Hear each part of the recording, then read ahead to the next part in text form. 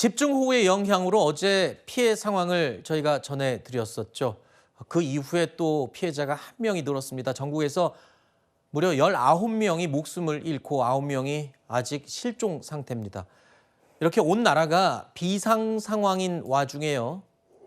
오늘 이재명 대통령 국무회의에서 정신 나간 공직자를 반드시 처벌하겠다라는 말을 했습니다.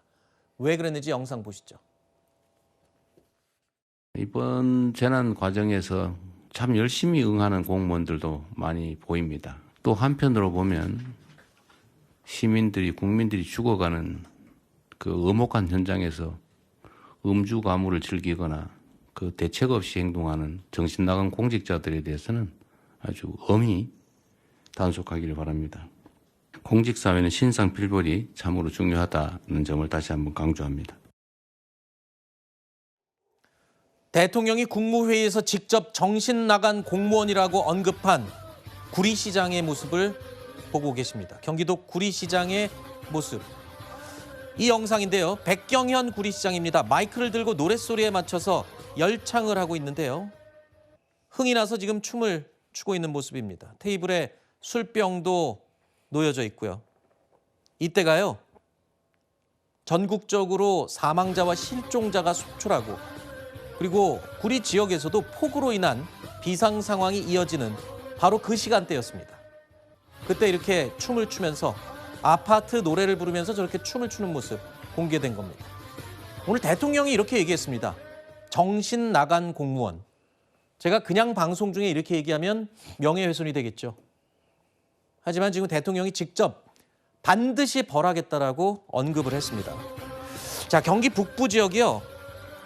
저 때요 전국과 마찬가지로 사망자와 실종자가 발생하던 때였고 구리시 역시 홍수 피해가 발생했던 그 순간입니다. 이런 와중에 야유회에 참석해서 춤을 추고 노래를 부르는 백경현 구리시장. 대통령이 이렇게 언급을 했다는 거는 이거는 그냥 넘어갈 사안은 분명히 아닙니다. 네.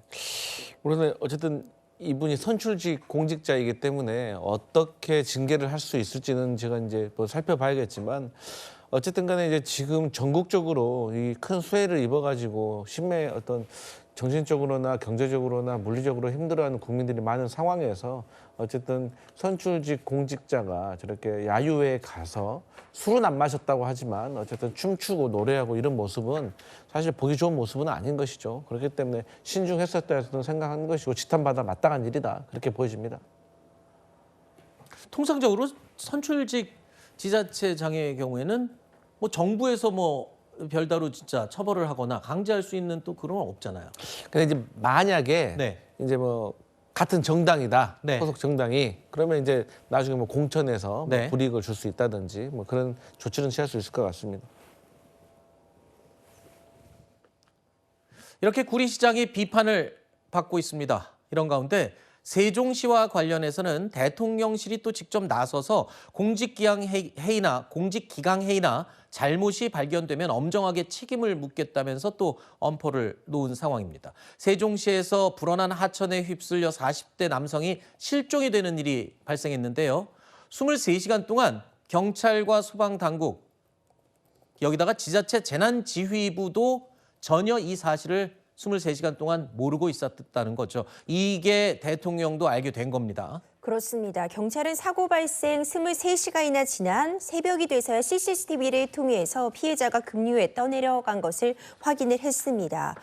회식 후 실종 사건으로 기록되어 있어서 지금 이것이 폭우와 연관된 것인지 재난대책본부에서는 제대로 집계하지 못했던 것으로 드러났는데 문제가 있죠. 이미 당시에는 폭우로 인한 피해가 예상이 되고 있었고 이에 대한 대책이 이 종합 대책을 마련하고 있는 컨트롤 타워가 있었어야 됨에도 불구하고 실종자를 제대로 집계나 확인조차 하지 못한 부분 책임을 피하기 어렵습니다. 그 이후에 이제 대책으로 마련된 것이 소방과 경찰이 함께 근무를 하면서 종합적으로 어떤 이 피해 상황을 확인하겠다라는 대책이 나왔지만 재발 방지 대책도 반드시 필요한 상황입니다. 네.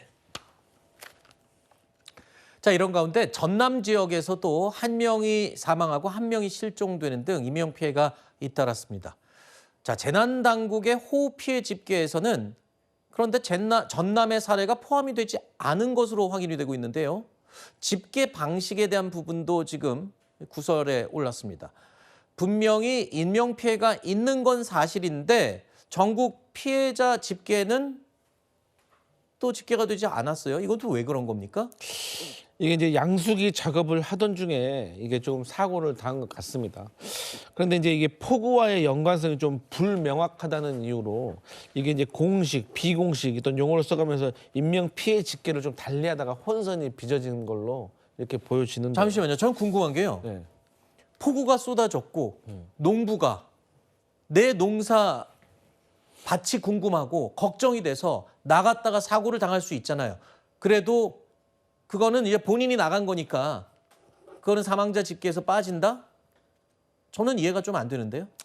그러니까 이제 우리 행정을 보면은 사실 상식을 벗어나는 것들이 많이 있습니다. 네. 뭐 지금 이렇게 방금 앵커께서 말씀하신 거 외에도 엄청 여러 가지가 많아요. 근데 어쨌든 간에 이런 잘못된 것은 고쳐야겠죠. 근데 제가 따르면은 이 관리 시스템에 따르면 이게 자연 재난에 대한 인명 피해는 불가항력적인 경우가 해당하고 본인의 귀책 사유가 없어야 된다는 어떤 그런 원칙이 있나 봐요. 네. 그래서 이런 것들이 만약에 이런 것들로 잘못된 점이 있다면 이것은 분명히 이재명 정부에서 좀 바꿔야 될 필요가 있다. 이렇게 법적으로는 어떻습니까, 변호사님? 그렇죠. 사실 이 자연재해라는 것이 불명확한 측면이 있습니다. 이 관련된 규정을 보더라도 본인의 귀책 사유가 있으면은 이 재해로 인한 것으로 제외한다. 라고 보고 있는데 비가 내리는데 귀책 사유라는 것이 존재할 수 있는지가 의문이거든요. 비가 나 때문에 내리는 게 아니잖아요. 그렇죠. 앞선 사례를 봐도 그 양수기를 끈에 올리다가 물에 빠진 경우는 이미 비가 그친 상황이었기 때문에 폭우와의 연관성이 좀 모호하다는 측면이 있었고요. 뒤에 있었던 이 전남 순천시의 급류에 휩쓸려서 실종되었던 사례 같은 경우에는 이미 들어가지 말라고 통제하고 있었는데 아하. 접근했기 때문에 이것은 본인의 과실이 높다는 판단이 있었습니다. 네. 하지만 일단 자연재해라는 것은 예측이 어렵고 개인의 통제 밖에 있는 일이기 때문에 좀 규정을 명확하게 하던 아니면 좀 적용을 유연하게 하던 결국 시민들의 안전을 최우선으로 하는 행정이 필요해 보입니다. 그리고 또 제가 놓칠 수 있는 부분이 이런 거였죠. 이게 재해로 인한 사망이 인정이 될 경우와 안 될 경우에 보험금 지급에도 상당히 결정적인 영향을 끼친다면서요. 그런 부분도 또 간과할 수 없는 부분이 되겠군요. 그렇죠. 관련해서 지원금을 받는 부분이라든가 이후의 피해 상황에 대해서 배상을 받는 부분에 있어서 국가가 어디까지 배상할지도 이것이 네. 자연재해로 인한 것과 아닌 것 큰 차이 있을 수 있겠습니다. 알겠습니다.